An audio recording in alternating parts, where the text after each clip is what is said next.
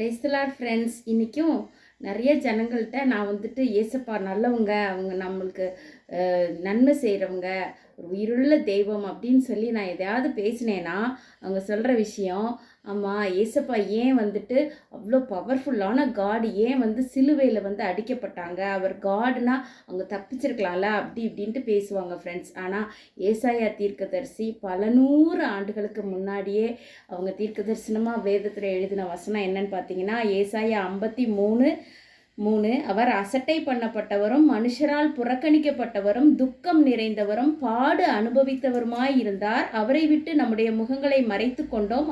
அவர் அசட்டை பண்ணப்பட்டிருந்தார், அவரை எண்ணாமற் போனோம்.